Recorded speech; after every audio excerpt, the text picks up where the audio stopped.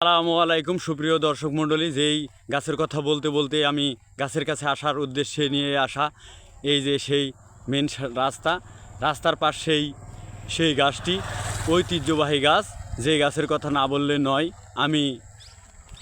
আমি তো দূরের থেকে আমার দাদার দাদাও এই গাছের বয়সের কথা বলতে পারে নাই। কতদিনের গাছ আসলেই বলে মানুষ বাড়লে ছোট হয়ে যায়, কিন্তু আমি গাছটাকে অনেক বড় অনেক উঁচু দেখেছি। সেই গাছটা আস্তে আস্তে কীরকম দেখেন ছোটই হয়ে যাচ্ছে।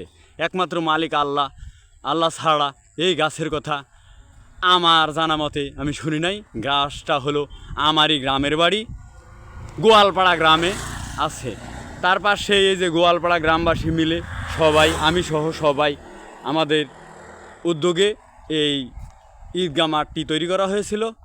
পুরোটাই আপনাদেরকে এই যে গাছের গোড়া বলা হয়, যেটাকে গাছের গোড়া বলা হয়, সেই গাছের গোড়াটা এই সামনে তুলে ধরার চেষ্টা করতেছি।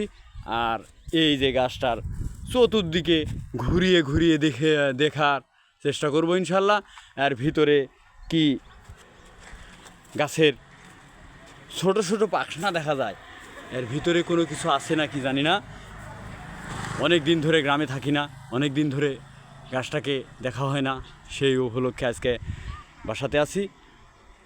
আল্লাহ তাআলা আমাকে এই গাছের কাছে আসার তৌফিক দান করলেন, সেই আল্লাহ তাআলা দরবারে শুকরিয়া যাপন করি। আলহামদুলিল্লাহ। এই যে আমাদের গ্রামের ঈদগাহ মাঠে একটু আমরা ফলো করার চেষ্টা করব। ঈদগাহ মাঠটা কীরকম করে গ্রামবাসী সাজিয়েছেন।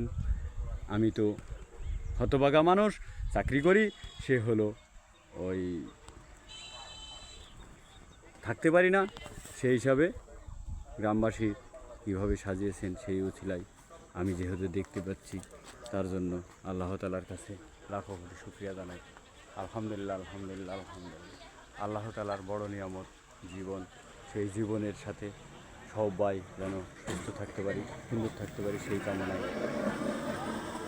সকলের জন্য আল্লাহ তাআলা যেন আমাদেরকে সবাইকে সুস্থতা দান করে, আমাকেও করে।